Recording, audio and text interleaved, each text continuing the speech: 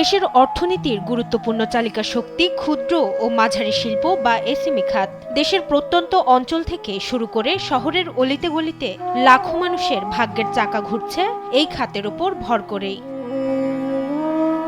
SME ফাউন্ডেশনের তথ্য বলছে, দেশে বর্তমানে এসএমই উদ্যোক্তা প্রায় 1,17,00,000।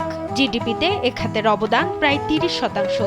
শিল্প খাতের মোট কর্মসংস্থানের প্রায় 80% এই খাতের দখলে।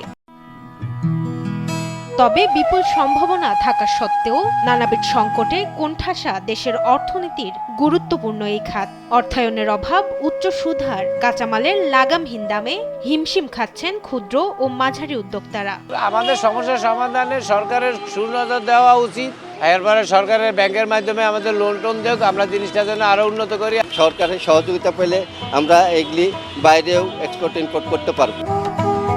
এসএমই খাতের টেকসই উন্নয়ন ও অর্থনৈতিক প্রবৃদ্ধিকে গতিশীল করতে প্রণোদনা বৃদ্ধির পাশাপাশি নীতিগত সহযোগিতা চায় এসএমই ফাউন্ডেশন। সরকার যদি বিশেষ করে এসএমই ফাউন্ডেশনকে এন্ডোমেন্ট ফান্ড আরও বাড়িয়ে দেয় বা স্পেসিফিক কিছু যেমন স্টিমুলাস প্যাকেজের ফান্ড আছে, তারপরে বিভিন্ন ধরনের রিফাইন্যান্সিং স্কিমের ফান্ড আছে, এই ফান্ডগুলো যদি যত অ্যাভেলেবল হবে আমরা উদ্যোক্তা পর্যায়ে তত ফান্ড ডিসবার্স করতে পারবো, তাদেরকে লোন দিতে পারবো।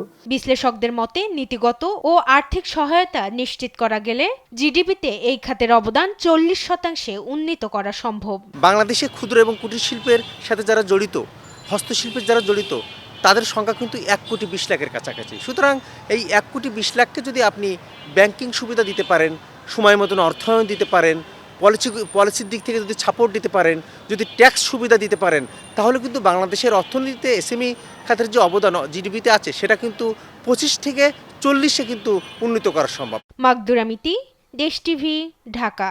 দরকার, মানুষ দরিদ্র হয়ে পড়ছে, দরিদ্র